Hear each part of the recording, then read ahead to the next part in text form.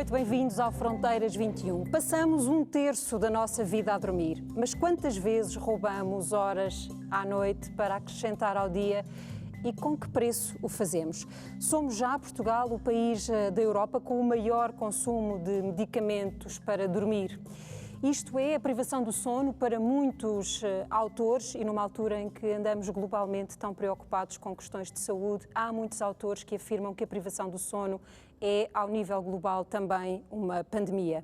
Em Portugal, 60% das pessoas dizem que têm problemas relacionados com o sono, um terço que não chega sequer a ter um sono reparador. Vamos tentar perceber que riscos estamos a correr, o que é que estamos a fazer mal e o que é que podemos melhorar. São convidados esta noite da RTP e da Fundação Francisco Manuel dos Santos, a especialista em medicina do sono, Teresa Paiva, a neurologista Dulce Neutel, José Miguel Caldas de Almeida, psiquiatra, e o professor catedrático de estudos clássicos, José Pedro Serra. Muito boa noite aos quatro, bem-vindos.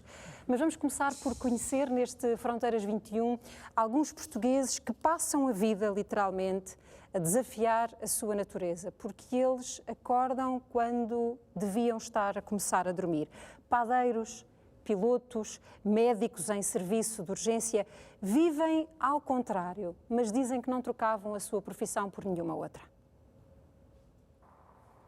Noite, escuridão, o céu, as estrelas e o nosso ritmo circadiano a dizerem que é hora de ir dormir. E por um momento, tudo parece, de facto, parado. Mas não está. Dá para dormir 3, 4 horas por dia. É cansativo e os dias seguintes são difíceis. Qual é o número? Número 112. Número da porta.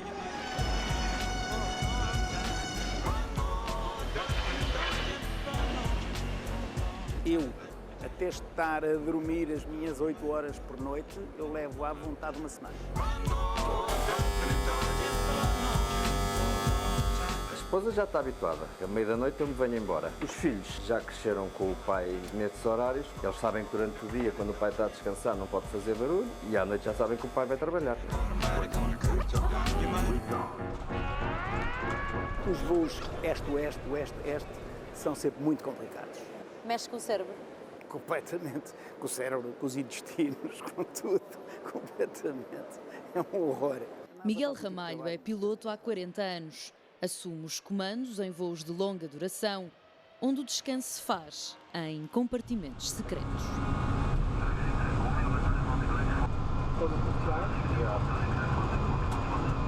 Depois de estarmos no cruzeiro, então um dos pilotos irá fazer o seu turno de descanso, sai do cockpit, a meio do avião tem uma porta semelhante à porta dos lavabos, com umas escadas, e lá embaixo, entre os porões de carga, estão o chamado sarcófago, onde nós encontramos mais ou menos 8 beliches. Estes beliches são beliches relativamente confortáveis, têm possibilidade de podermos controlar a luz, as temperaturas e o som, porque temos cortinas com os velcros, que são cortinas realmente grossas, e aí sim nós conseguimos ficar isolados. Para algumas pessoas é muito complicado ficar ali. Dali, da nossa cara até à antepara superior, é uns 20, 30 centímetros, não é muito mais do que isso. É realmente complicado. A mim não me faz confusão, não é? Mas é realmente muito baixinho. O tempo de descanso depende da duração do voo, do fuso horário e de quem vai fazer a aterragem. São pelo menos 2 horas que Miguel Ramalho garante fazem toda a diferença. E só o simples facto de estar fora do local de trabalho, no nosso caso o cockpit, com os auscultadores, luz às escuras, a trabalhar atento, já é um alívio. Vimos mais descansados. Este comandante demora uma semana a recuperar a rotina de sono. Só depois de estar há uma semana a dormir tranquilo num sítio, é que eu digo assim, não, agora já estou a dormir. Se estiver depois de um voo desses, ao fim no dia seguinte, estou atordoado. No segundo dia, estou um bocadinho, mas de manhã ainda ando um bocadinho. Só no terceiro dia é que eu disse, não, estou bem. Mas até dizer, não, agora vou dormir a próxima noite, não. Na noite seguinte ainda acordo, 2 horas e meia depois, 3 horas, acordo, volto a acordar.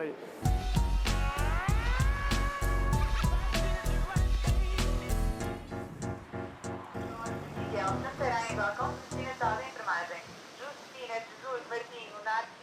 Oi, Raquel, tudo bem? Aquela senhora que está à espera de subir para o internamento, podemos fazer-lhe um penso para tapar antes dela subir? Pode ser? Trata disso agora e vou falar com ela, está bem? A vantagem da urgência é que nós conseguimos fazer a diferença. Conseguimos rapidamente ver um doente que esteja instável e fazer a diferença. São 2 da manhã e Luís Duarte Costa tem um turno de 24 horas no Hospital da Luz.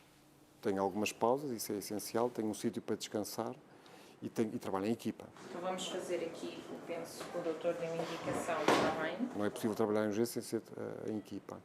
O sono tem hora marcada. Cada médico descansa aqui cerca de 3 horas. Quando há uma chamada, o telefone toca ou alguém me bate aqui à porta e esse pico de adrenalina também nos faz acordar.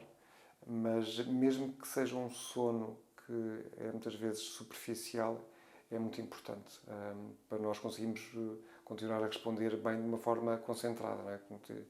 Responder a uma situação de stress é preciso estar concentrado, às vezes é preciso tomar decisões importantes. No início da carreira, Luís Duarte Costa saía da urgência para o INEM, mas a passagem do tempo e do tempo sem dormir obrigaram a abrandar. À terça-feira é um dia que, pronto, basicamente também não estou a funcionar. E é efetivamente lá em casa que as pessoas mais se queixam. O dia seguinte, ao turno de 24 horas, é agora uma pausa forçada. Eu já sei que nesse dia não posso tomar nenhuma decisão importante, tenho que respirar fundo para não responder de torto, porque aí estou com os nervos à flor da pele.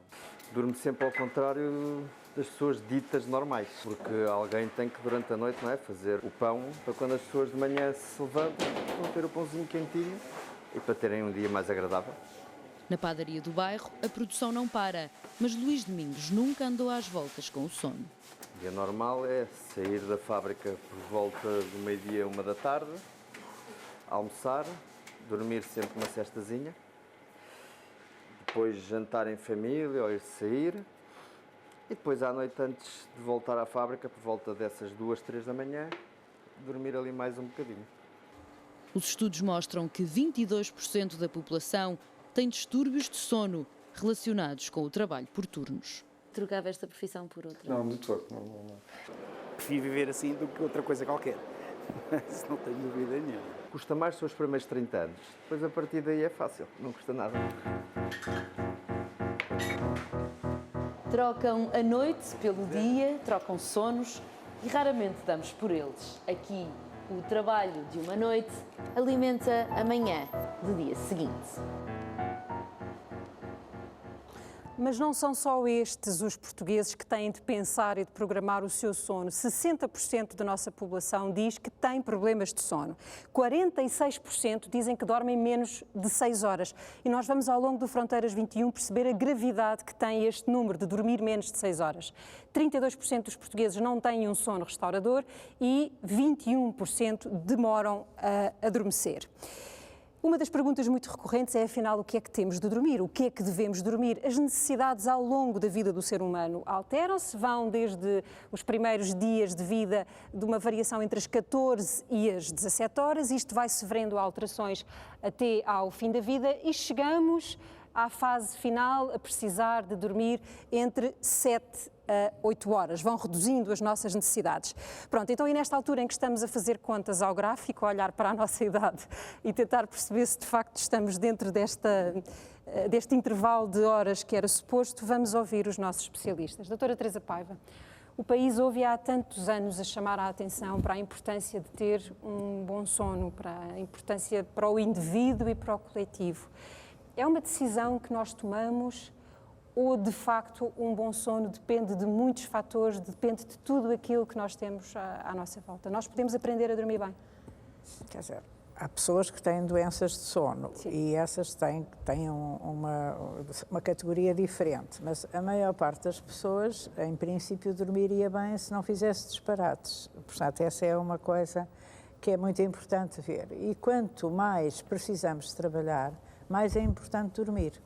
Portanto, porque o dormir é essencial para a atividade cognitiva, portanto intelectual, para a produtividade, é essencial para o equilíbrio emocional, que é muito importante em todas as decisões cognitivas e em todas as decisões emocionais. Aquele médico dizia que na manhã seguinte tinha imensa dificuldade para não se irritar e para não tomar decisões importantes, porque a privação de sono efetivamente faz isso. E depois a privação do sono é essencial para todos os aspectos da saúde e da qualidade de vida. Portanto, uma pessoa que queira efetivamente ter uma boa qualidade de trabalho deve dormir.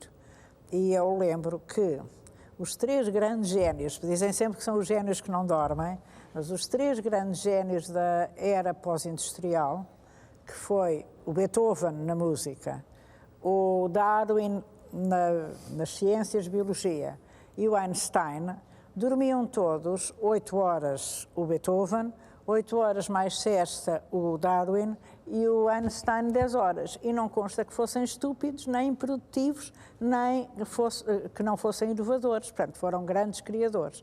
E, portanto, nós temos que perceber que se essas pessoas que são grandes criadores, quer dizer, dormiam bem, é porque o sono lhes é importante. E o sono tem sido importante para todas as espécies animais que existem na Terra, desde que existe sono na Terra, que deve ter sido há cerca de 70 milhões de anos, há sono na Terra, e tem sido essencial para a sobrevivência de todas as espécies. Mas só a espécie humana é que programa os seus sonos? Não, a espécie humana não programa os seus sonos, peço desculpa. O sistema circadiano e o sistema sono-vigília estão cá a funcionar. Mas nós contrariamos isso, quer dizer, programar no sentido de eu tomo uma decisão de dormir ou não dormir, as outras espécies não é da mesma maneira. Eles estão tão bem organizados que eu acho que essa é a grande mensagem que eu gostava de dar a toda a gente. É que nós recebemos, ao longo de 70 milhões de anos da vida na Terra, um sistema que é o nosso corpo, tem um coração fantástico, um cérebro fantástico, um sistema sono-vigília fantástico, uns pulmões fantásticos, uma pele fantástica.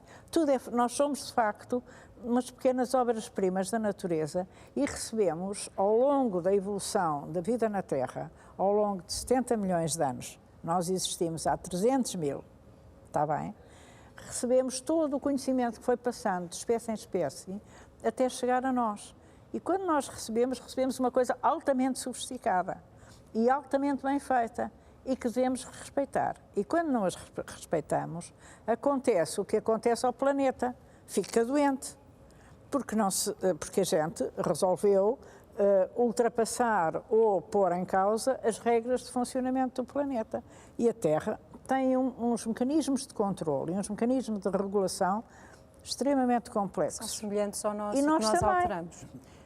Dulce Neutel, de facto, a forma como o mercado de trabalho se organiza determina a forma também e os períodos em que devemos ou não devemos dormir, mas a biologia do nosso cérebro está um bocadinho à margem desse processo. Quais são os malefícios? Boa noite. Eu só, antes de responder à sua pergunta, só dizer que da reportagem inicial, acho que há ali 3 grandes temas que podemos falar sobre eles. O primeiro é o trabalho por turnos, o segundo é a perturbação do trabalho por turnos, que são, ainda assim, entidades diferentes, e o terceiro é a privação de sono. E todos eles têm consequências diferentes. Um indivíduo pode, vamos imaginar o padeiro, o exemplo do padeiro que se levanta às 4 da manhã. Se ele pode ter um relógio biológico em que, naturalmente, essa pode ser a sua hora de despertar. E tem a profissão perfeita para o seu relógio interno. No entanto, se o relógio biológico dele for, ao invés de o mandar para a cama às 7 ou 8 da noite, e for para ter sono às 11 ou à meia-noite, o que vai acontecer é que ele vai, ao fim de 4 horas, vai acordar e vai estar em privação de sono. E não é possível reprogramar um organismo? Mais ou menos. Nós temos situações em que o relógio interno do indivíduo está, de facto, desencontrado das imposições sociais, por exemplo, o trabalho, e a pessoa não consegue mudar do seu emprego, e nós conseguimos, com um plano cronobiológico que é sempre individualizado à pessoa que nós temos à nossa frente, conseguir, neste caso, mudar a hora de que ele tem sono, para depois conseguir se levantar com um número de horas de sono de acordo com a sua necessidade de sono. Muito bem. Mas, Ana, a doutora Dulce explicou muito bem, mas aqui, efetivamente, o piloto tem um problema diferente do padeiro e tem um problema diferente do médico. Está a ver? Ela explicou isso muito bem. Porque o piloto tem que fazer um jet lag. O padeiro tem sempre um horário fixo. E o médico tem um horário variável. Portanto, eles têm 3 problemas diferentes. E a ideia que o padeiro deu de que está muito bem, ele não sabe se está muito bem. Ele pode ter hipertensão, ele pode ter riscos cardiovasculares, ele pode ter outras doenças, uma delas muito frequente nas pessoas que fazem privação de sono e que fazem estes turnos, é o cancro. Portanto, o cancro da mama nas mulheres e o cancro da próstata nos homens são muito frequentes nas pessoas que trabalham por turnos. E, portanto, a pessoa tem que perceber que dizer que é muito bom não é muito bom, é contra a natura. E os mecanismos são completamente diferentes. Por exemplo, o mecanismo de um piloto que vai daqui para os Estados Unidos, ou para o Brasil, que é o que aquele piloto provavelmente ia, é completamente diferente de um piloto que vai daqui para Macau. São os pilotos portugueses que trabalham nas companhias, digamos, asiáticas ou chinesas e que andam constantemente a fazer... Mas, na sua opinião, são sempre profissões que estão em contraciclo com aquilo que é a natureza do seu próprio organismo? Eles estão constantemente em problemas e aquele piloto, por exemplo, o que ele devia fazer era preservar sempre o horário de Lisboa, que é onde ele vive. Está a ver? Portanto, essas coisas têm que ser postas numa certa, e eu acho que a doutora Dulce disse isso muito bem, num certo contexto. Mas... Vamos ver do ponto de vista emocional e psicológico qual é o impacto da privação de sono, de não se conseguir ter um relacionamento regular e organizado com os períodos de descanso. Bom, como foi já dito aqui, o sono é uma função básica para todos os seres humanos e que tem ligações com imensas outras ou com todas as outras funções. Nós hoje sabemos, a professora Teresa Paiva já referiu isso, que as pessoas que têm privação de sono vão ter alterações depois do sistema imunológico, vão ter alterações do sistema cardiovascular, do sistema endócrino. Portanto, nós somos uma máquina complexa em que o sono está ligado a muitas outras funções. Uma das áreas a que o sono está muito ligado é à vida emocional. Portanto, o que nós vemos é que, por um lado, a maior parte das perturbações psiquiátricas têm como sintomas, muitas vezes, perturbações do sono, e, por outro lado, os problemas de sono, como os que estas pessoas que nós vemos na peça que passou, uma das consequências que pode ter é exacerbar os sintomas de algumas doenças psiquiátricas, ou mesmo ser um fator determinante dessas doenças. Portanto, as ligações são muito estreitas entre as perturbações do sono e as perturbações emocionais, tanto as perturbações de ansiedade, as perturbações de depressão, a esquizofrenia, as perturbações de abuso do álcool e de outras substâncias. É impossível pensar os problemas do sono sem pensar nos problemas psiquiátricos e vice-versa. Deixem-me só perguntar-vos aos três, e eu já vou conversar consigo sobre outra coisa, se dormem bem. O professor dorme bem? Não tanto quanto eu gostaria. A professora dorme muito bem. Muito bem. E muitas horas. E muitas horas. Eu sou uma long sleeper. Eu vou para lá, da minha necessidade de sono está acima daqueles números que apresentou ali. Professor, o que é que a ciência nos diz relativamente à privação de sono como fator de risco para doenças? Diz-nos muita coisa. E puxando talvez aqui um bocadinho o tema neurologia, há um estudo muito interessante com ratos que mostra que os ratos em privação de sono têm uma incapacidade de fazer uma limpeza ao cérebro que é muito importante para evitar a deposição de uma proteína que é a proteína beta-amiloide. E esta proteína é uma proteína muito conhecida e muito importante na fisiopatologia, ou seja, no desenvolvimento de uma doença que é a doença de Alzheimer. E, portanto, uma das funções que o sono tem, de facto, é esta limpeza de substâncias que parecem, de facto, no futuro, poderem vir a tornar um cérebro mal funcionante. E se não dormimos, não estamos a dar tempo a que essa limpeza se realize.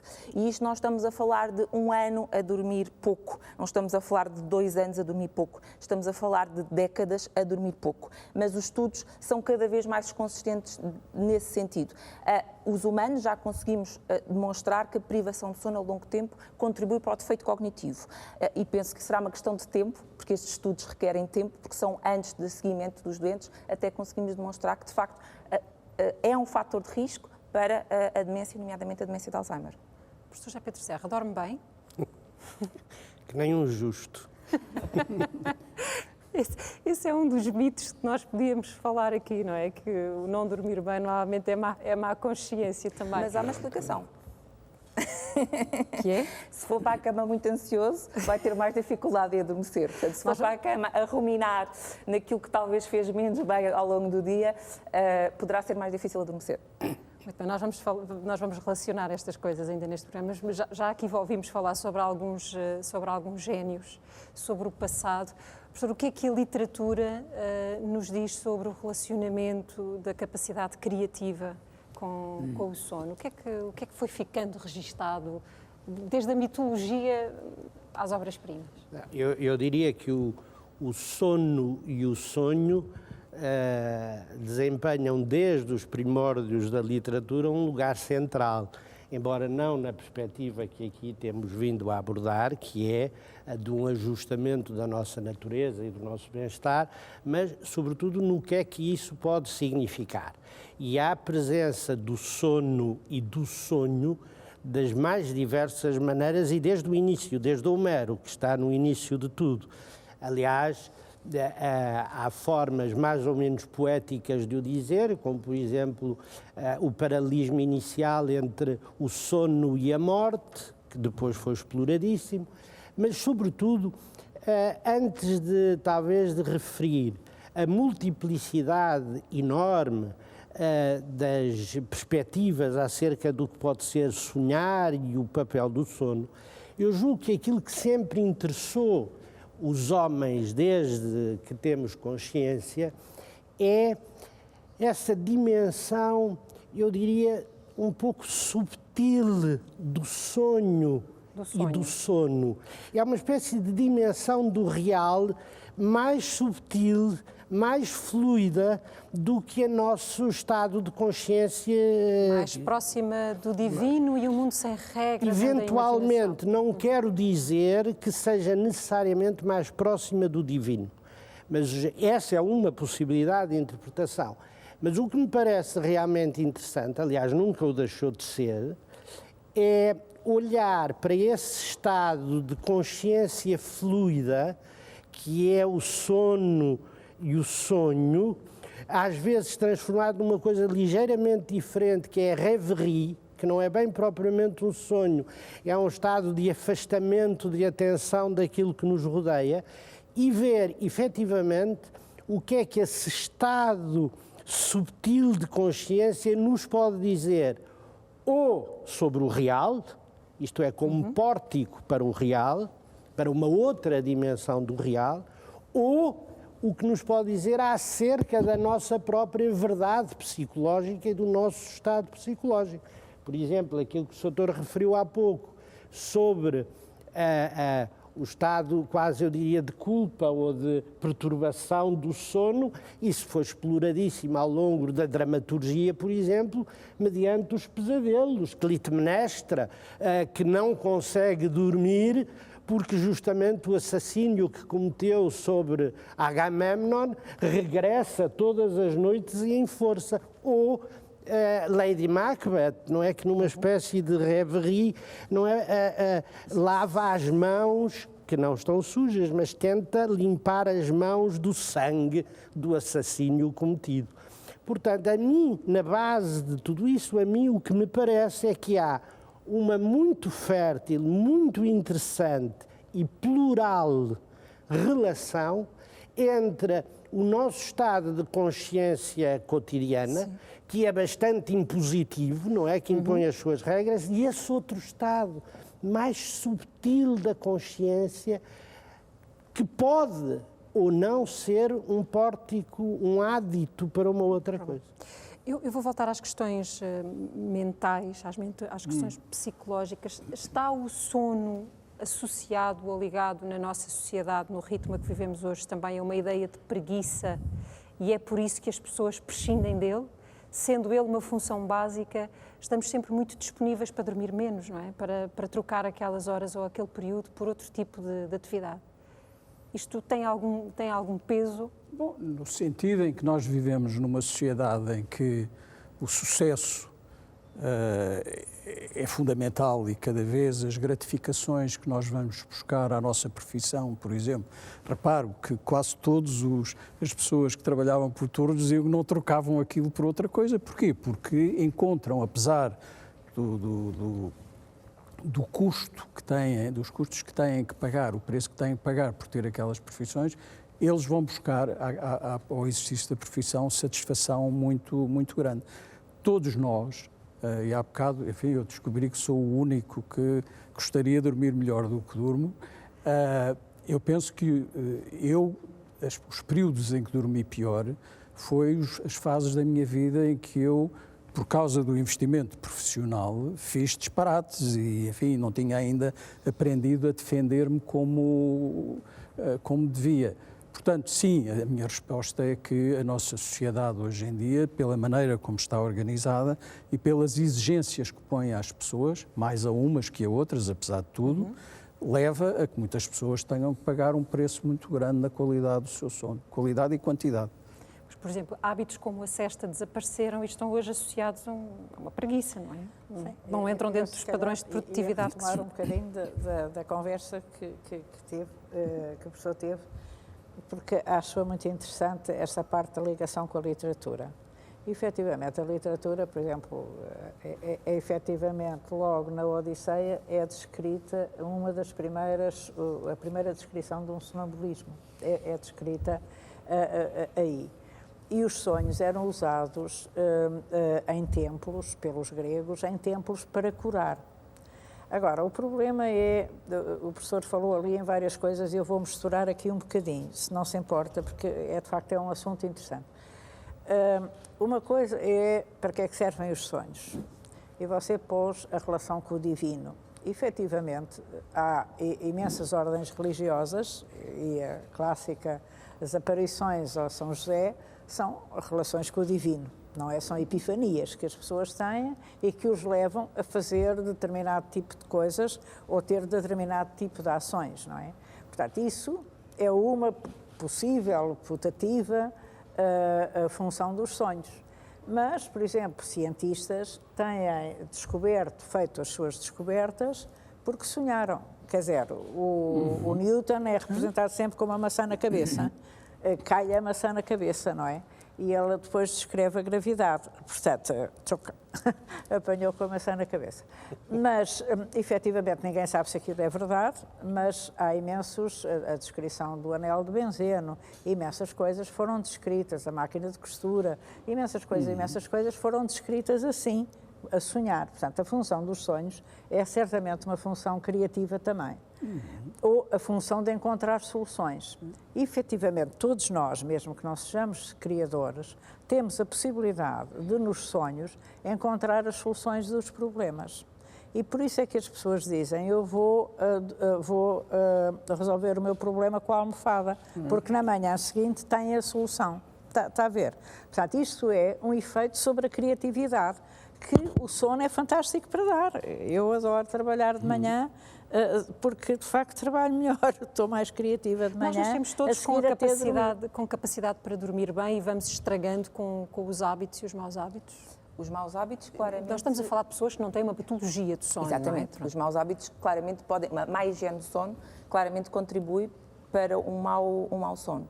Mas só acrescentar à questão do sonhar, há uma função que algumas pessoas têm que é ainda mais especial, que é conseguir controlar o seu sonho. São os sonhos lúcidos. Exatamente. Os lucid dreamers conseguem, durante o sonho, perceber que estão a sonhar e dar um rumo ao seu sonho. Não é frequente, são muito poucas as pessoas que têm esta capacidade, mas de facto nós sabemos hoje em dia que isso é possível e há trabalhos interessantíssimos em que de facto o indivíduo está a dormir, eletrofisiologicamente nós conseguimos documentar que o indivíduo está a dormir e previamente combinado com o doente, neste caso não é doente, é um indivíduo saudável, conseguimos pedir ao doente que quando se percebe que está a sonhar, fazer determinados movimentos com os olhos e respiratórios e de provar que naquele momento ele está a controlar o seu sonho, estando a dormir eletrofisiologicamente. A propósito desta questão da alteração de hábitos, deixa-me apresentar-vos a Soraya Sequeira. Ela é da Associação Nuvem Vitória e está connosco porque tem um problema, precisa de uma resposta. Soraya. Olá, boa noite a todos. Eu tenho uma questão que se prende com o facto de, já ao nível da creche, existe um plano, não é? Um programa que tem que ser cumprido. Mas nós também sabemos que as crianças dormem a sesta e é suposto que durmam, não é? Porque é saudável para elas. Mas, havendo um programa do dia, esta sesta há de ter um período muito específico e, portanto, há de haver uma altura em que as crianças são acordadas, porque está na hora de acordar. Sendo que cada um de nós tem um ritmo muito próprio, será que para as crianças que possam ter uma necessidade maior de dormir um pouco mais nessa sesta, que tipo de impactos é que isto poderá ter nestas crianças? Será que pode haver aqui um registro, se calhar, de maior agressividade nas crianças, naqueles momentos logo posteriores ao acordar? É uma curiosidade e é uma questão porque se nós começarmos logo, desde muito pequeninos, a ter este tipo de interrupção do nosso sono, que impacto, que consequências é que isto vai ter na saúde? Dulce, eu gostava que começasse por responder a esta resposta e associando-a já também a uma questão de que nós falámos na preparação deste programa, que tem a ver com a relação com a indisciplina, com os jovens depois, mais tarde também na escola. Eu julgo que nós temos que olhar o problema nas 24 horas. Portanto, a sesta... e depois depende um bocadinho da idade que estamos a falar de um bebê ou de uma criança na pré-escola ou na creche, portanto depende aqui um bocadinho, mas de uma forma geral nós temos que pensar no tempo total de sono nas 24 horas e penso que é isso que a Ana está a falar aqui um bocadinho. Portanto, a sesta é tão mais importante quanto o tempo que dormiu durante a noite. Portanto, se a criança for para a cama às 8, para acordar, vamos imaginar, às 7 e que tem uma necessidade de sono de 13 horas, ele só vai precisar de uma sesta de 2 horas. A questão é quantos pais, na sociedade atual, põem os seus filhos na cama às 8 da noite e conseguem levantá-los às 7 da manhã. Portanto, a necessidade da sesta aumenta, o tempo total da sesta aumenta, porque se a criança tiver uma necessidade de 13 horas e dormir apenas 10 horas ou 9 horas à noite, vai ter maior necessidade de tempo de sesta. Não querendo fugir à sua questão, a questão de irritabilidade.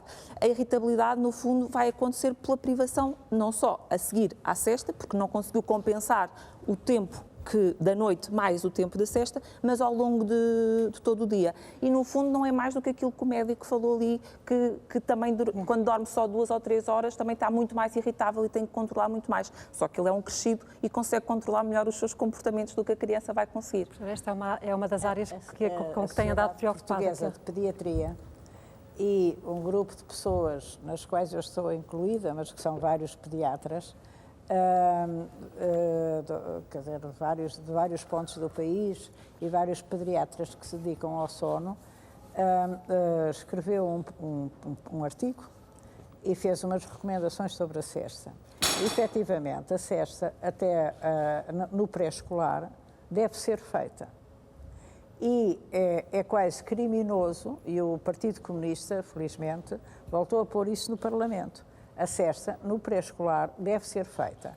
É evidente que as crianças têm uma grande variação e há sempre um pequeno número que pode não precisar da sesta, não é como que há uma grande variação. Mas a maioria das crianças precisa de sesta no pré-escolar. E no pré-escolar, isto é muito importante ser dito, as pessoas têm direito a que os seus filhos durmam a sesta nas escolas, nas creches, portanto, no pré-escolar. Isto é muito importante que seja dito e é muito importante porque se sabe que o retirar-lhes a sesta tem imensas consequências e, como sabe, acabaram com a sesta a partir dos 3 anos, às vezes permitem aos 4, mas é uma violência. Portanto, isto foi uma violência que foi feita aqui e que neste momento o Partido Comunista, graças a Deus, voltou a pôr no Parlamento e que, em princípio, foi aprovada a possibilidade das crianças dormirem cesta. As crianças, sabe, nos primeiros anos de vida e nos últimos anos de vida, portanto, na idade em que eu já me encontro, há uma grande desvio padrão. E as crianças têm uma grande diferença entre elas. Há umas que precisam de mais e outras que precisam de menos. Mas há sempre um valor médio. E o valor médio que atinge cerca de 80% das crianças deve ser sempre o contemplado e depois as diferenças, quer dizer, consideradas como variações. Com os velhos é a mesma coisa. As pessoas velhas têm uma grande variação e há velhos que dormem muito bem e há velhos que não dormem bem. Está a perceber? Há uma grande variação. Temos de avançar. Mas em relação à privação de sono e ao Alzheimer, que a doutora Dulce falou, eu quero lembrar a Margaret Thatcher, sabe? São exemplos assim bons. A Margaret Thatcher dormia 5 horas. Toda a gente dizia que era um problema enorme trabalhar com ela e a Margaret Thatcher acabou com Alzheimer, como sabe. Muito bem. Vamos avançar então para o quadro das patologias do sono. Em todo o mundo, 3 em cada 4 adultos têm problemas de saúde que têm impacto no sono. De todos os transtornos, as insónias são as que têm a maior prevalência. Em Portugal há cerca de 1 milhão de pessoas que se queixam de insónias, mas há muitas outras razões para dormir mal, como a apneia do sono, a roncopatia, o síndrome das pernas inquietas ou a pouco vulgar narcolépsia.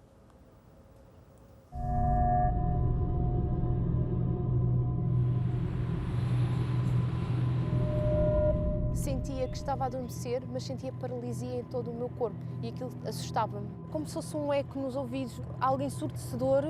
Como se estivesse a entrar num túnel. O que é que se passa comigo? Isto parece parapsicologia, ciências ocultas, eu não consigo perceber. As alucinações e a paralisia foram os primeiros sinais de uma doença sem cura, de diagnóstico difícil e de causas que ainda não são totalmente conhecidas. Eu, um livro, nunca consigo ler mais do que 2, 3 páginas, porque começo a sentir sonolência e o que tiver nas minhas mãos cai ao meu colo. Perdeu a conta às vezes que adormeceu sem saber porquê. Fez muitas vezes contas ao que aguentaria até se deixar dormir. Eu ia muitas vezes jantar fora nessa altura e na maior parte das vezes adormecia ali quase a chegar à sobremesa ou ao café e adormecia. Foram 5 anos de dúvidas que só terminaram quando chegou o diagnóstico certo. Andreia tem narcolépsia. A doença provoca crises de sono a que é quase impossível resistir, mesmo depois de dormir noites inteiras. Aquilo que eu faço é tentar contrariar todos os sinais que esta patologia me transmite. Corro logo de manhã, dá-me aquela adrenalina. Toda vez que não estou mesmo a conseguir dormir, levanto-me às vezes e vou dar um passeio à noite pela rua. Só que depois às vezes acabo por ser passeios de 3 horas em que já não vale nada, mas quando venho cansado e consigo dormir um bocado. O exercício aproxima-os numa relação com o sono que não tem qualquer ponto em comum. Às vezes é dias sem dormir, outras vezes é dormir 3 horas no máximo, andar às voltas na cama, noites a fio. Isso é o pior. Pior mesmo foram 4 dias, acho que foi o recorde, 4 dias e pouco, sem dormir. Às insónias, junta síndrome do atraso das fases do sono, o que torna improvável conseguir dormir quando os outros também dormem. Noite de 8 horas, há 7 meses, 8. Quando eu tenho assim períodos mais complicados, onde estou 4 e 5 dias a dormir muito pouco ou quase nada, há um dia em que o meu corpo desliga, fico em pré-desmaio, começo a ficar com as mãos e os braços muito pesados. E às vezes nem é o sono, é mesmo, eu não tenho sono na mesma, é mesmo o corpo a desligar. Respirar é assim.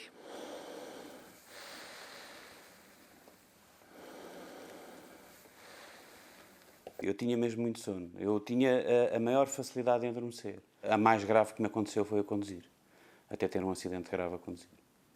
Como Pedro, há 1 milhão de portugueses com apneia do sono. Fazia quantas apneias por hora?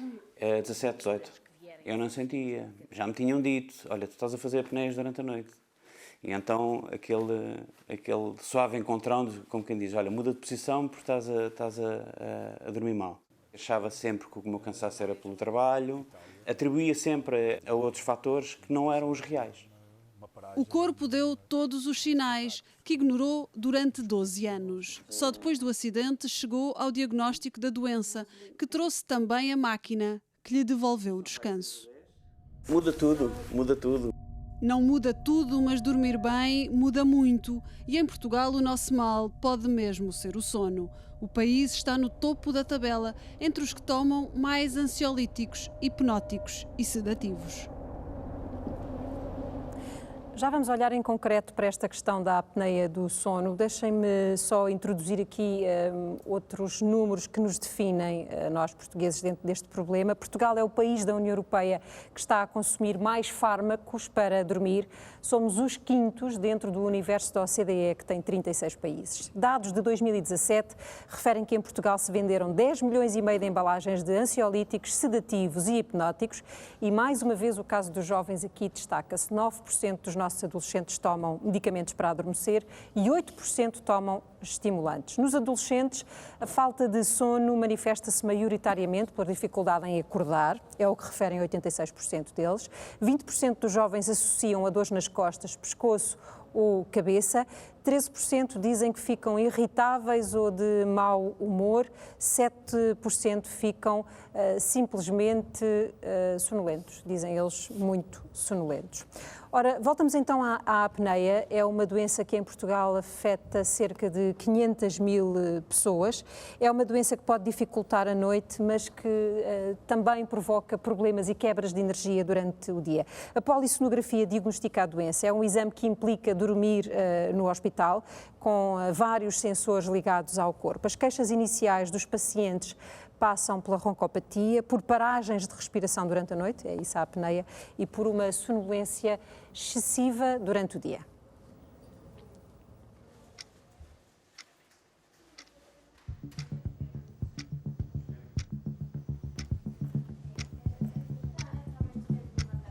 São entre 25 a 30 eletros ligados ao corpo para monitorizar o sono. E esses eletros são ligados a que partes do corpo, Emanuel? Cabeça, pernas, tórax e abdômen. E temos também sensores de respiração, com 2 cânulas no nariz e eletrocardiograma. Os técnicos demoram pelo menos 40 minutos a ligar tudo. O desafio é dormir com vários cabos no corpo.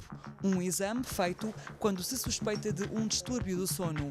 Quase sempre uma apneia, que acontece quando a pessoa para de respirar durante o sono mais que o normal. Com ela vem frequentemente o ressonar. Muitas vezes os doentes chegam a nós porque alguém que os vê dormir tem este relato do ressonar, do ouvir parar de respirar durante o sono, de ouvir retomar o som e a respiração de uma forma barulhenta, de ter um sono agitado e às vezes nem os próprios doentes percebem que adormecem com facilidade durante o dia. E muitas vezes são as famílias ou até mesmo os colegas de trabalho que dão conta, que adormecem nas reuniões, que adormecem a trabalhar, que no final do almoço, enquanto o resto da equipa conversa, estão a adormecer, e muitas vezes é este relato que faz os doentes chegar a nós. Este elétrodo junto ao olho, estes elétrodos servem para quê? São os auxiliares para nós vermos o sono REM. Que é o quê? Que é a fase dos sonhos. Mas conseguem ver o quê exatamente na fase dos sonhos? Os movimentos mais rápidos. Dos olhos? Exatamente. É possível movimentar-se à vontade na cama, virar de um lado para o outro, tal como na cama lá de casa. Portanto, até de barriga para baixo, há quem só consiga dormir nessa posição, é possível. Têm de ser no mínimo 6 horas de sono para se obter resultados. Tenha uma boa noite, alguma coisa é só chamar, durma à vontade. Obrigada. Uma boa noite. Em alguns casos, é possível dormir em casa. Relatos dos doentes que quando saem montados para casa, que parecem o que eles chamam o homem-bomba, porque são muitos fios. Nós temos alguns truques, nomeadamente um lenço, um chapéu nos homens, que ajuda a disfarçar, mas são muitos fios e já houve um senhor que lhe disse que o taxista estava um bocadinho relutante em levar para casa. Durante toda a noite, os técnicos, acordados, vigiam o paciente e juntam os dados da respiração, da atividade do cérebro, do músculo das pernas, do ritmo cardíaco e do oxigênio. Nós todos paramos de respirar durante o sono, faz parte da fisiologia do nosso sono. Mas quando o número de paragens respiratórias, ou quase paragens, que nós chamamos de hipopneias, que são quase paragens, mas que determinam uma baixa de oxigênio, que têm exatamente os mesmos efeitos que as paragens, quando isto acontece mais do que 5 vezes por hora, nós estamos perante uma alteração a que nós chamamos de apneia obstrutiva do sono. Uma câmara instalada no quarto permite aos técnicos agir caso algum sensor saia do sítio. Muito importante também é a gravação do vídeo para podermos detectar se há distúrbios do movimento durante o sono ou distúrbios do sono REM. Um exame sem dor, não invasivo, a dificuldade pode ser mesmo adormecer. Depois de todos os dados reunidos, o diagnóstico real do que se passa a dormir demora pelo menos uma semana a chegar. Professor Caldas de Almeida, recomeçava consigo e com as questões da medicação. Como é que chegamos a esta situação de ser o país da Europa que mais medicamentos toma para dormir? O que é que justifica isto? É preciso irmos um pouco mais fundo e tentar perceber o que é que se passa. E, felizmente, nós temos 2 estudos feitos em amostras representativas da população portuguesa e, curiosamente, um no princípio da crise económica e outro no final da crise económica. E o que é que nós descobrimos? Primeiro, sim, somos o país na Europa que consome mais medicamentos do tipo ansiolítico e hipnóticos, mas não consumimos todos de maneira igual. As mulheres consomem muito mais que os homens, mas muito mais. Na nossa amostra, quase o triplo dos homens. Portanto, é um fenómeno muito feminino e as mulheres do nosso estudo, porque foram feitos estudos noutros países, as mulheres em Portugal estão em primeiro lugar no consumo de ansiolíticos e de antidepressivos, enquanto os homens já ficam em segundo lugar, terceiro lugar. Por outro lado, sabemos também que em relação às idades, as pessoas com mais de 50 anos também consomem bastante mais hipnóticos e sedativos do que as pessoas entre os 18 e os 44 anos, na ordem do dobro. Agora, o que é? Isto já dá para pensar muitas coisas. Porque é que será que as mulheres têm tanto mais problemas que os homens e consomem muito mais medicamentos e os idosos do que os mais novos? Agora, o que é curioso é que quando comparamos 2010 com 2015, o que nós vemos é que houve um aumento muito significativo, passou de 20% para 30% de consumo destes medicamentos. E quem é que aumentou? As mulheres e os idosos continuam a estar em primeiro lugar, mas os subgrupos em que houve um aumento mais significativo, proporcionalmente, foram os homens e os mais jovens.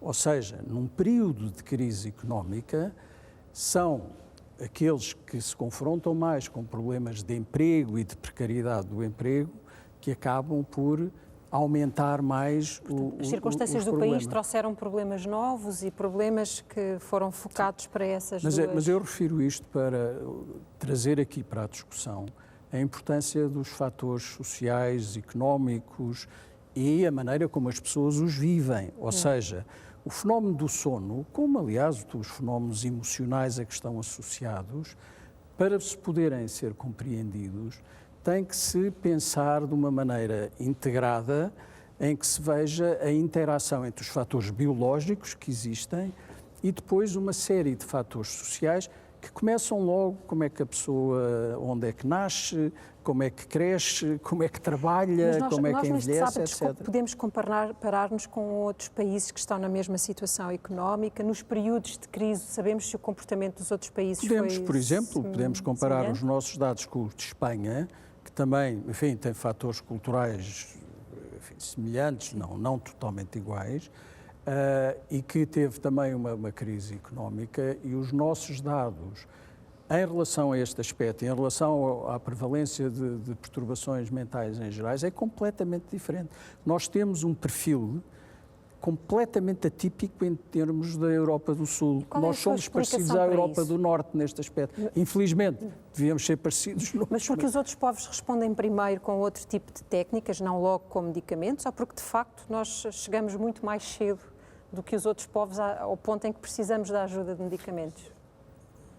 Se eu tivesse a resposta total a isto, era uma pessoa famosíssima no mundo inteiro, que não é o caso.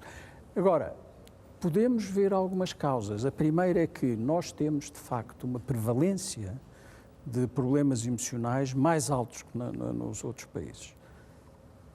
Porquê é que isso acontece? Por várias razões, entre as quais fatores culturais. Nós exprimimos muito facilmente o nosso sofrimento emocional, ao passo que outros países a cultura não favorece essa expressão e, portanto, não é só uma questão de termos mais problemas que os outros, temos também mais facilidade em exprimir. Portanto, nos questionários que são feitos, a prevalência aparece mais alta. Agora, eu penso que nós temos também depois algumas insuficiências na maneira como respondemos às dificuldades emocionais e às dificuldades dos problemas do sono. Porquê é que será que as mulheres estão tão castigadas neste aspecto em Portugal? Talvez porque as mulheres sejam confrontadas com questões de stress e com questões traumáticas que estão associadas aos problemas emocionais ou tenham menos fatores protetores que têm noutras sociedades europeias. Eu não lhe posso jurar que é isto, mas não me parece ser, enfim, parece-me legítimo poder pôr estas hipóteses. Professor, há uma diferença na forma como as mulheres e os homens... Acho que o que o professor Caldas de Almeida disse aqui foi muito interessante. Eu gostei imenso de ver a doutora Susana Moreira a falar da apneia e cumprimento-vos pelos programas que estão a dar pelo meio que têm feito. Mas isto que ele está a dizer, quer dizer, a gente podia pensar que era o mais simples, as mulheres têm mais violência em Portugal do que nos outros países. Não é verdade. Há um gradiente de violência do norte para o sul e os países do sul têm menos violência doméstica que os países do norte. Está bem? Portanto, a gente pensa que isto é tudo assim, não é? Não é verdade. Nós temos, efetivamente, muita violência, mas os países do Norte têm mais, do ponto de vista estatístico. Teresa, desculpa, eu não estava a falar na violência, há outros... Sim, mas podia ser por isso que as mulheres usavam. Não penso que seja por isso. É uma forma simples de dizer. O que eu acho que acontece em Portugal, e acho que estes estudos que o professor Carlos de Almeida e o grupo dele fizeram são fundamentais, e tem outros muito importantes também. O que acontece é que em Portugal nós temos uns hábitos disruptivos e temos uns hábitos disruptivos que se modificaram muito recentemente nas últimas gerações.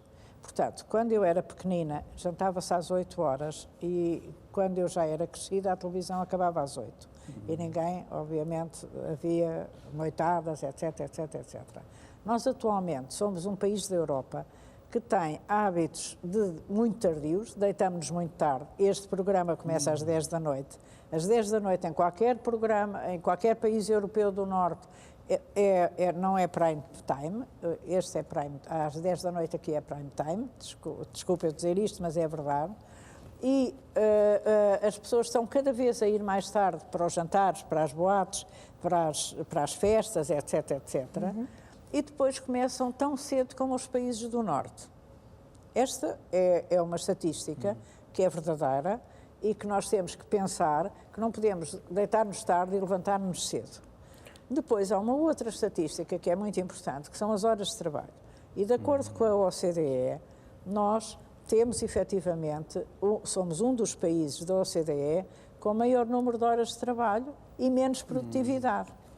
E, portanto, se você tiver falar com pessoas das grandes empresas, dos grandes grupos económicos, dos não sei quê, daqui, dali, dacolá e frito e cozido, essas pessoas todas têm que trabalhar imensas horas, começam às 8h30 da manhã e o pior é aquelas pessoas que têm isenção de horário, começam às 8 da manhã e acabam às 10 da noite. Em Portugal nós ainda elogiamos e apreciamos o presentismo, a quantidade de horas que se tem. Sim. É uma coisa completamente disparatada. Portanto, isto, desculpe eu dizer, Mas estes hábitos, enquanto os tivermos, quer dizer, as reuniões do Conselho de Ministros duram horas a fio.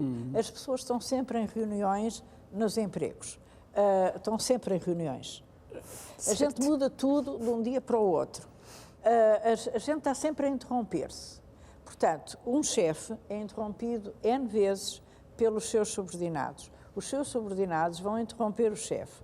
Portanto, isso faz muito mal à cabeça. É o ritmo com que estamos a viver. E ainda nem falámos de telemóveis e de computadores e de internet. Estou aí. E fazemos muito multitask. Portanto, estes hábitos são terríveis. Tenho que interromper, deixa-me só perguntar à doutora Dulce Neutel se o cérebro da mulher tem alguma diferença que justifique esta propensão Essa a uma dependência. É uma conversa, uma discussão muito conhecida. Existem diferenças anatómicas até, funcionais entre o homem e a mulher, mas não me parece... Mas que justifiquem esta diferença na dependência de medicamentos. Alguma funcionalidade poderá contribuir, mas está longe, na minha opinião, não sei o que é que a professora pensa, que também, sendo neurologista, está longe de ser a grande justificação para este tipo de situações. A professora começou por falar destas questões da mulher e da violência da mulher, mas de facto a mulher continua a ser uma vítima no que respeita ao trabalho, não é? Não mais tempo a trabalhar, quer no emprego, quer depois em casa, quer a cuidar dos filhos, quer a cuidar dos pais, e portanto há aqui, do ponto de vista social, a mulher continua a ter uma enorme pressão para um desempenho em múltiplas áreas. Se permitem lembrar o estudo que nós o ano passado tratámos aqui, foi o maior estudo já feito sobre a mulher portuguesa, que de facto mostrava a sobrecarga, isto com quadro comparativo com mulheres do resto da Europa, de sobrecarga de trabalho. As mulheres portuguesas diziam que o ideal mesmo era o dia ter 29 horas, porque assim elas conseguiam fazer tudo o que têm. Eu queria só acrescentar que, além da sobrecarga, que obviamente é um problema importante, há fatores biológicos que têm aqui o seu papel. E temos que considerar que a maior parte das pessoas, concretamente em Portugal, 80% e 90% das pessoas que têm depressão major e que têm perturbações de ansiedade têm problemas de sono. Portanto,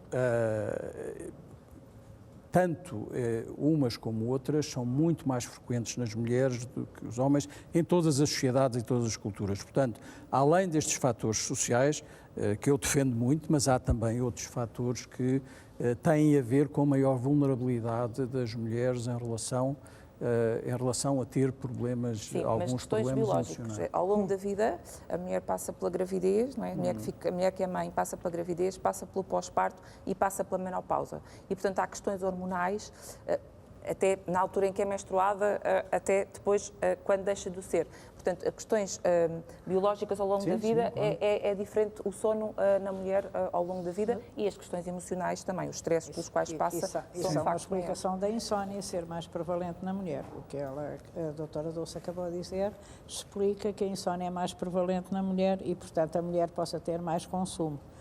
Mas depois há outros hábitos, por exemplo, as mulheres recorrem mais aos serviços de saúde que os homens, o que pode ser uma atitude, em certa medida, inteligente, mas também pode ser uma atitude negativa, está a perceber? Porque, no fundo, arranjam mais doenças. E depois, não, é verdade. O contacto com os médicos nem sempre dá bom sono. É que as pessoas recorram aos médicos assim, sem mais nem quê.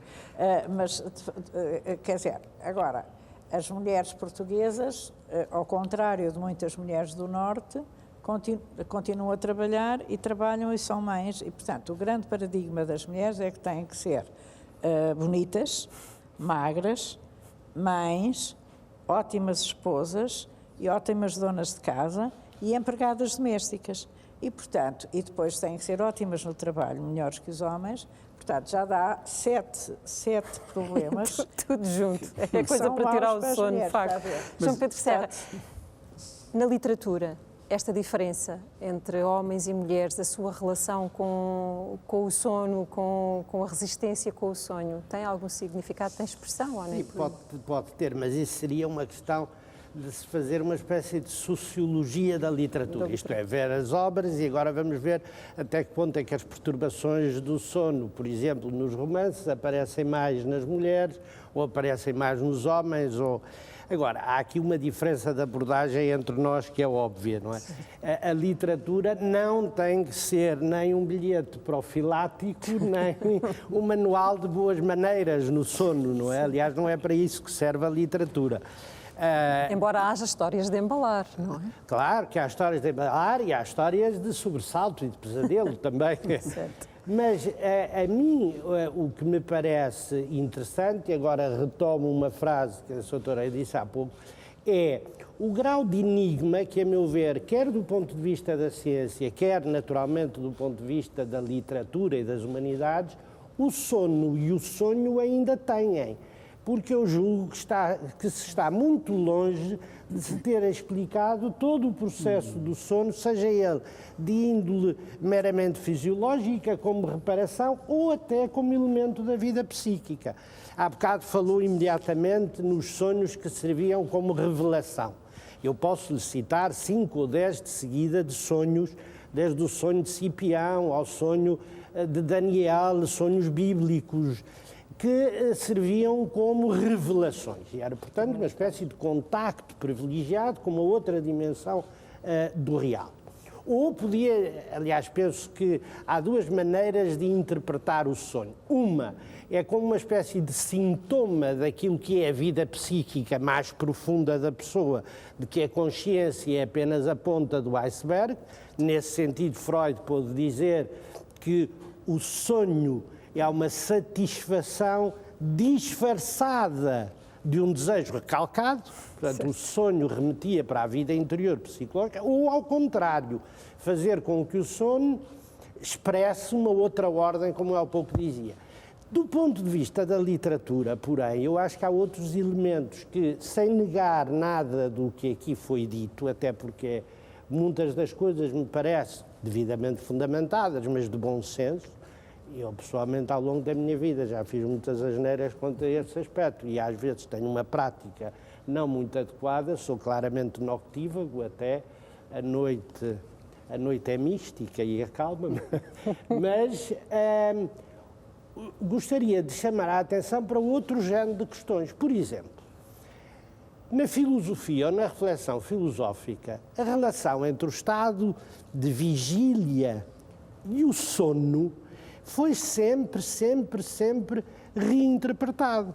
E reinterpretado neste sentido. Isto é, se nós imaginarmos a nossa consciência não apenas como 2 momentos separados, consciente ou inconsciente, mas uma espécie de processo subtil em que vamos tomando consciência mais subtil de outras dimensões do real,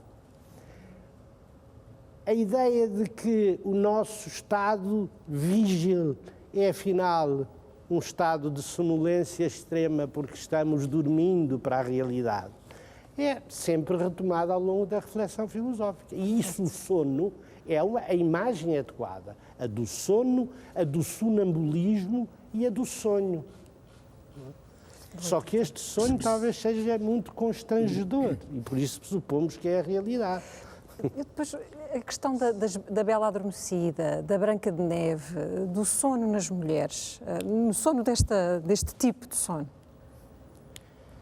Há um homem que escreveu uma psicanálise dos contos de fadas, sim, que é muito interessante. E, normalmente, as histórias para crianças têm um elemento, a meu ver, absolutamente extraordinário, que é o elemento imaginativo, o elemento da imaginação e da estruturação do real. Mas deixe-me, eu dou-lhe um exemplo.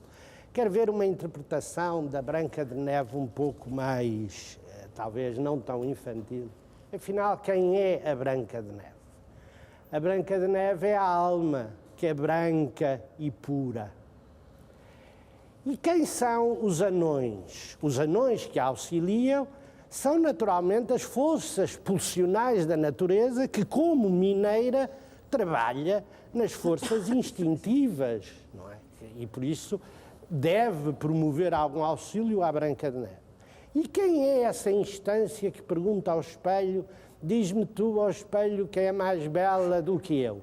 É a razão, empolada em si própria, que apenas quer aceitar o seu poder discursivo.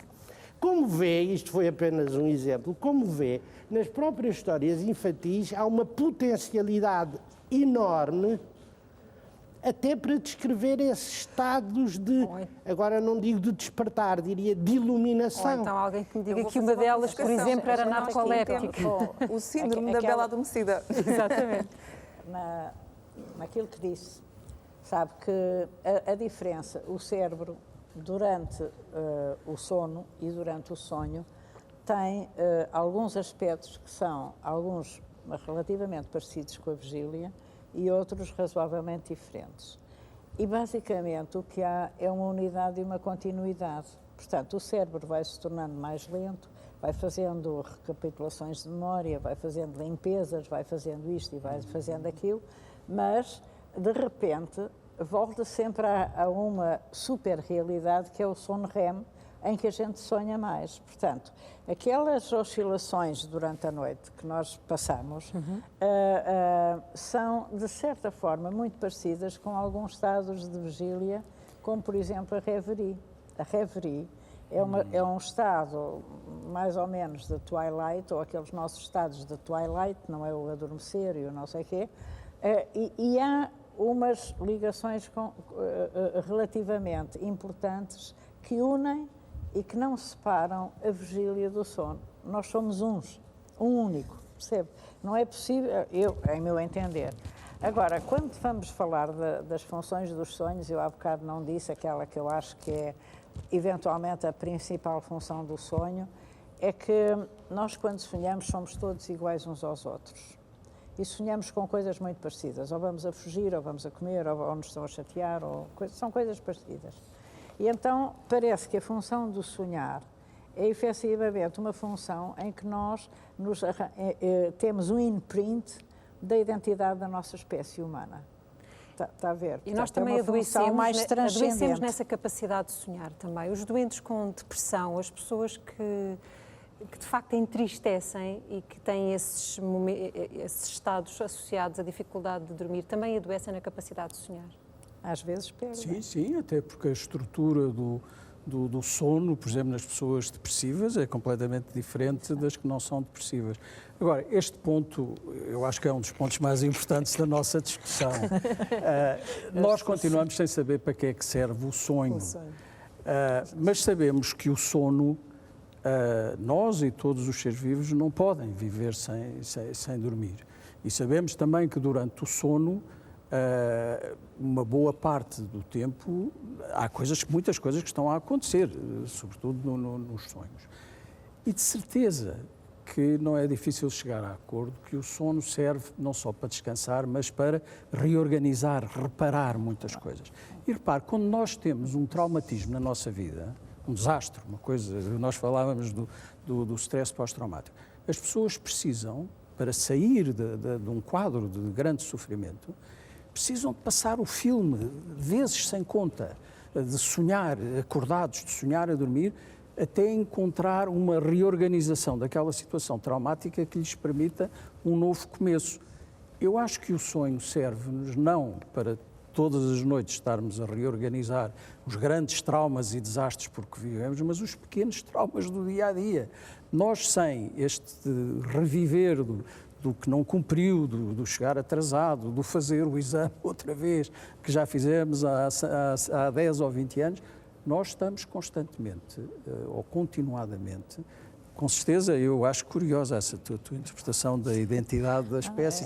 E é possível. Mas estamos também a resolver uma coisa muito pessoal, encontrar, dar ordem às nossas memórias e às nossas experiências para podermos continuar a dormir e depois acordar e continuar a viver. Não, porque nós sonhamos com o cotidiano. Claro, ao contrário do que Freud disse, percebe? Desculpe lá. Nós sonhamos com o dia-a-dia. Deixem-me convidar uma nova especialidade de profissionais relacionados com o sono, que são os treinadores do sono. Vamos falar com Nick Littlehales, ele é treinador de sonos. E ele há anos que trabalha com desportistas de elite de várias modalidades. Ele é o treinador de sono de Cristiano Ronaldo. Foi sleep coach de grandes equipas de futebol como o Manchester United e o Real Madrid. Em entrevista à RTP, via Skype, disse que é um erro querermos dormir 8 horas seguidas. Ele diz mesmo que nunca encontrou ninguém que com consistência conseguisse estar as 8 horas seguidas a dormir. Destaca a importância das cestas e diz que é fundamental, nas rotinas, manter ou escolher uma hora fixa para acordar. Portugal, you are known as the man who taught Cristiano Ronaldo how to sleep. I'm not going to ask you if he's a great sleeper, even because we all know he's a perfectionist, but I want to know how important is recovery to a player or an elite sportsman? It's always been extremely important, and never more so in the modern world, and particularly in sport, but just everyday life. You know, we've adopted technology. We are living in a 24/7 world. We have multiple schedules, more demands. They're not going to stop. It's how to take advantage of them, but how to protect yourself from those impacts. And human recovery is just a natural recovery process that we should learn a lot more about, because we just don't educate from schooling to universities, from parents. So we've got a lot to learn, but we can do something about it. In your books, you refer to the myth of 8 hours sleep in a row. Why it is a myth? I think, you know, throughout my years of experience in the industry and 2 decades in sport, I've never met anybody who can really achieve 8 hours in one block, undisturbed, 365 a year. Like I say, with all of our occupations and schedules and how humans sleep all over our planet, I think there's no argument about you need around 8 hours of recovery in every 24, but it's actually not natural for the human being to do it all in one block at night. So it's not that long ago, before the electric light bulb was created, that we as humans always slept in what's called a multiphasic, polyphasic way. That was maybe twice a day, 3 times a day, or even lots of short periods. So I think that's why it's a bit of a myth, because most of us don't adopt it or can adopt it. So we just need to maybe adopt an approach that we used to use. I suppose in sports world it's easier to nap. Is it possible to everybody to have a polyphasic sleep, or to change our habits with the schedules, the work schedules we have? Oh, I think so. It's, the word sleep always means something that's taken for granted and not a performance criteria. Well, we've redefined that in sport, and it can apply to everybody. I think the napping thing, it normally means snoozers for losers, and you're not doing things right. But I think success equals your ability to recover in shorter periods more often. So a nap is just a vacant mind space at the right time of day, 30 minutes or less, a little bit of visualization. You can do it absolutely anywhere. You don't have to try and force it. And most of us in our 24-hour process, we do waste a lot of time. We talk too much. We do things that could happen quicker. There's lots of opportunities to create these little breaks.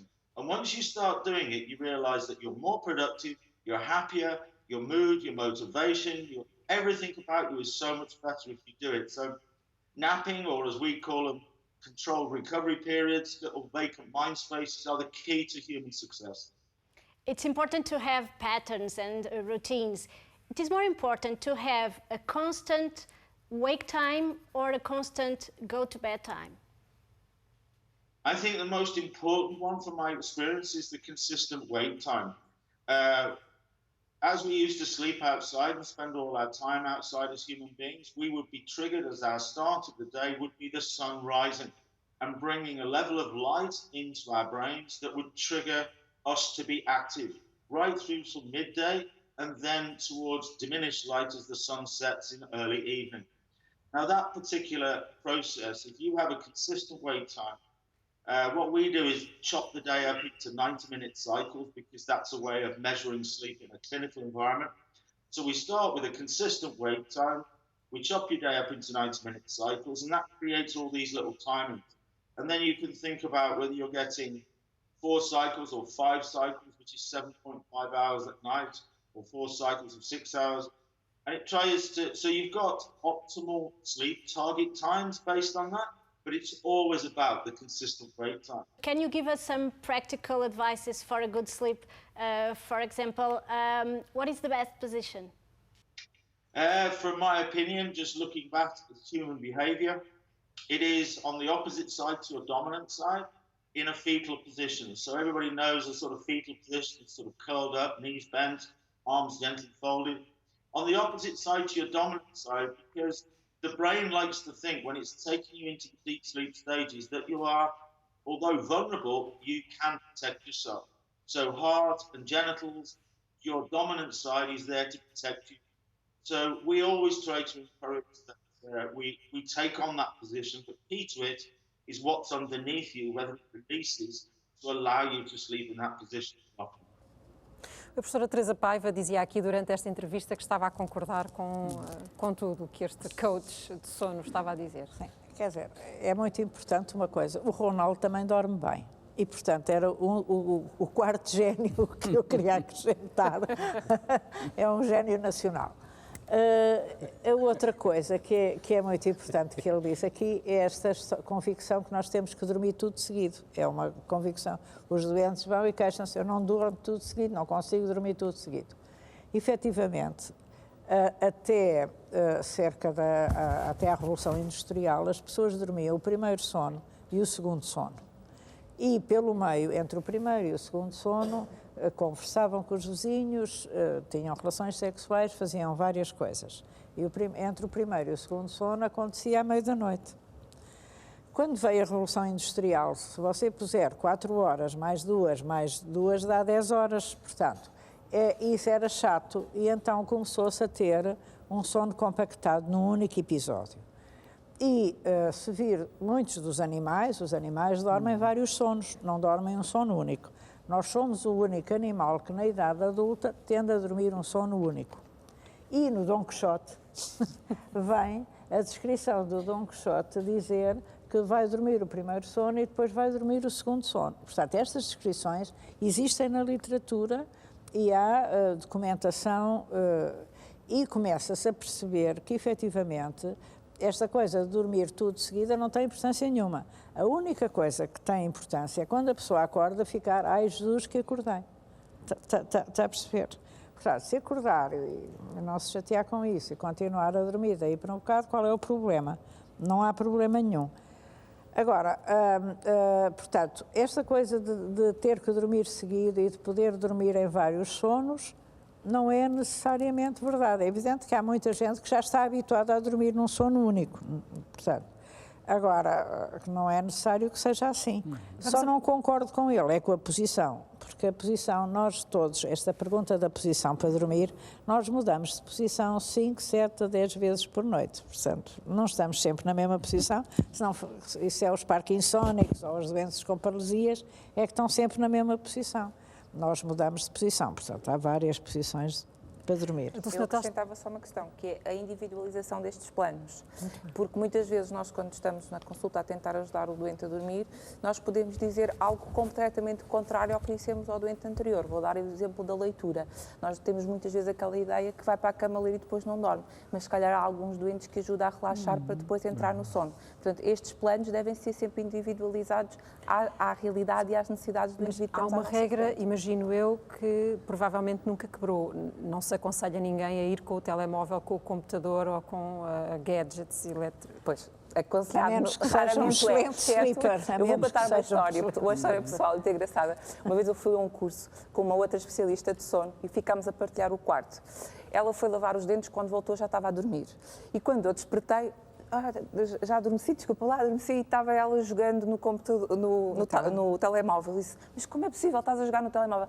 Se não for assim não consigo adormecer. Isto ajuda-me a relaxar para dormir. Portanto, eu acho que no sono, como na medicina em geral, não há sempre nem nunca. Acho que tem que haver muito bom senso e tem que se adaptar muito à pessoa que nós temos à nossa frente. E tentar não ser muito rígido, porque quando tentamos ser muito rígido, a pessoa tende a, ai meu Deus, como é que eu agora vou conseguir dormir? Muito rígido, com por muitas exemplo, regras, com muitas imposições de uma só vez. Como, por exemplo, há uma preocupação, nós percebemos agora com gadgets, com aplicações de pessoas que querem controlar, conhecer o seu sono, monitorizar. Este exemplo é talvez um bom exemplo para falarmos um pouco sobre isso, que é agora, portanto, entre controlar calorias, controlar os passos que damos por dia, também queremos controlar o como dormimos. E a verdade é que os gadgets, as aplicações disponíveis, não são para uma boa forma de avaliar o nosso sono. E isso gera muitas vezes ansiedade. Mais um exemplo pessoal, no outro dia eu fui dormir transitoriamente no quarto com uma outra pessoa que falou durante a noite. E eu tive que voltar para o sítio onde estava inicialmente, porque de facto estava-me a incomodar o falar durante a noite, e de manhã, quando acordámos, foi mostrar como é que tinha sido o sono daquela noite. Diz-me, vês, tive aqui um período de vigília, mas eu nem me lembro de ter estado acordada, dizia-me ela. E eu disse, pois talvez não fosse vigília, é que tu falas durante o sono. Já me tinham dito isto. E, portanto, o gadget admitiu que aquele período de tempo que a pessoa falou, a pessoa estava acordada, mas na verdade estava a dormir e só fala durante o sono. E isto gera uma ansiedade, que é o tempo total de sono, afinal não são 8 horas como eu preciso, são apenas 6 horas, e tive pouco sono profundo, quando se calhar preciso mais sono profundo, e vai tornando cada vez mais difícil o sono. E o indivíduo, principalmente com este tipo de recomendações, que muitas vezes são um bocadinho rígidas, vai para a cama com a ansiedade que já são 11 horas, tenho que levantar às 7, ainda não adormeci, agora vou ter menos tempo do que aquilo que o telemóvel me diz que eu tenho que dormir. De manhã acorda porque não dormiu o sono da forma que é suposto dormir, com não sei quanto percentagem de sono profundo e não sei quanto tempo de sono REM. Portanto, estas novas aplicações estão-nos a desajudar mais do que a ajudar na melhoria da qualidade do sono. Porque estão a criar são uma nova fonte de ansiedade. De ansiedade. E ela não é um fator que proporcione bom sono. De todo. Muitas vezes a dificuldade do indivíduo em dormir está quase exclusivamente na ansiedade que ele leva quando vai para a cama. Aliás, já há alguns artigos muito recentes que chamam a atenção quando se faz uma pesquisa sobre isto, a resposta que o Google já nos oferece. Sim, são há as um aplicações... artigo muito interessante do Financial Times, de um neurologista, publicado no mês passado, que fala exatamente sobre isso, como os gadgets para avaliar sono se tornaram um verdadeiro inimigo na consulta. Mas, por outro lado, também os gadgets vão ser usados certamente positivamente no diagnóstico do sono, percebe? O grande problema é que os gadgets foram postos a circular sem serem validados. E nós, médicos, costumamos validar as coisas. E quando os doentes aparecem com os gadgets a dizer, eu dormi 2 horas de sono profundo, não pode, ninguém dorme 2 horas de sono profundo. Eu fiz isto, eu não tenho sono profundo, eu tenho isto. A gente diz sempre, então compara com o que traz isso e a gente compara com o que fazemos aqui. Mas o grande problema é que, efetivamente, daqui por uns tempos, nós vamos ter que mudar os nossos sistemas de diagnóstico e usar a informação destes gadgets para fazer diagnóstico. E isto vai ser uma grande mudança radical na medicina do sono e em muitas formas de medicina, percebe? Porque nós vamos ter que utilizar outros paradigmas. Assim como agora temos determinados paradigmas de diagnóstico, nós vamos passar a ter outros paradigmas e cada vez coisas mais simples e mais light para fazer Mas neste momento não são. Neste momento não estão validados. Não estão validadas. Sim, e não são suficientemente eles medem bem os passos, para avaliar o quer sono. dizer, eles medem bem os passos. E eu penso que o grande problema, a gente também não pode discutir com os doentes que gostam imenso de usar aquelas coisas porque usam os passos. O grande problema é fazer, aliás, como você disse, uma individualização e uma explicação ao doente que aquilo não está bem. Agora, não vale a pena lutar, aquilo vai ser um método de diagnóstico no futuro. E nós, daqui por uns tempos, estamos a usar, aliás, já usamos a actigrafia, etc. Portanto, daqui por uns tempos estamos a usar coisas parecidas com aquelas, um bocadinho melhores, que medem já o eletrocardiograma, etc. As pessoas que procuram este gadget são pessoas que já estão a tentar resolver problemas, dificuldades de sono, ou eles são em si próprio um fator que pode desencadear problemas de sono? Bom, isso também não creio que eles sozinhos criem os problemas, porque as pessoas que vão à procura já estão preocupadas com o problema do sono. Aliás, são tantas as pessoas que estão preocupadas com o problema do sono na nossa sociedade hoje em dia. Eu acho que é mais isso. Não é? Quer dizer, você repara, há imensa informação sobre os remédios naturais para dormir, sobre isto, sobre aquilo. Há imensa informação errada. Quer dizer, há imensa informação errada, efetivamente. deve fazer isto, deve fazer aquilo, beba chá para dormir, faça não sei o quê, beba a não sei o que mais, faça isto. Há imensas informações erradas. O que eu acho que é importante perceber... Então, nesta reta final, como especialistas, ajudem-me a deixar alguns dos bons conselhos, aqueles que podem, eventualmente, ter uma aplicação mais generalizada para dormir. Não é beber chá, nem leite com mel. Os chás não se devem beber à noite, porque vão fazer a pessoa fazer xixi durante a noite e acordar e, portanto, ter mais dificuldade a adormecer. O que eu acho que, quer dizer, a boa coisa é pensar o que é que na vida dela está errado. Está a ver? Trabalha demais, não trabalha, ou não faz nada. Quer dizer, também é um problema, percebe? O trabalhar de menos é um enorme problema. Mas essa é uma pergunta que pode tirar tanto sono, não é? Eu estava a pensar em conceitos mais práticos. Uma coisa então, a esta hora, para quem está... Alimenta-se bem ou não se alimenta bem? Faz ginástica ou não faz ginástica? Tem cuidado com o seu sono ou não tem cuidado com o seu sono? Se preocupa muito com o seu sono, é melhor ver se... efetivamente, era melhor pedir a alguém para o ajudar a diagnosticar o seu sono e a tratar. Se ressona, tem que se tratar. Se está gordo e não dorme, tem que se tratar. Se tem apneia do sono, tem que se tratar. Se sente uma inquietação nas pernas quando está para adormecer, tem que se tratar porque isso é uma doença. Se levanta de noite e faz coisas esquisitas, é melhor tratar-se. Se grita, berra, cai da cama, é melhor tratar-se, percebe? Sendo deprimido, tem que se tratar. Sim. De qualquer forma, nós não dormimos de forma igual em todos os períodos da nossa vida e isso não é necessariamente doentio, não é? Sim, eu acho que é preciso também ter a noção de que no conjunto total das pessoas que têm problemas de sono, o número daquelas que têm as doenças mais graves que foram aqui referidas é relativamente pequeno. Há um número muito grande que tem problemas iniciais não muito grandes de sono. Como assim há pessoas, da mesma maneira, que antes de terem depressões graves e perturbações de ansiedade graves, têm sintomas de ansiedade, têm sintomas de depressão, dormem mal umas vezes ou uns períodos. Portanto, nós temos que encontrar formas de dar respostas adaptadas aos estadios em que as pessoas estão. Temos que ter serviços muito bons, como as duas colegas que estão aqui têm para dar resposta aos problemas mais graves, bom, e formar todas as outras, mas temos é que ter também um sistema de saúde que esteja preparado para quando aparecem as pessoas no início dos seus problemas, dar-lhes a informação que elas precisam e ajudá-las a não deixar aquilo continuar, porque passados uns anos podem mesmo estar com problemas graves. Mas se quer uma receita que eu acho que é muito importante para muitas pessoas, há pessoas que acordam durante a noite e fazem muitas vezes um disparate muito grande, que é ficarem heroicamente ali na cama até adormecer, quando é óbvio que não vão adormecer, porque já estão tão ansiosas por não dormir que não vão adormecer.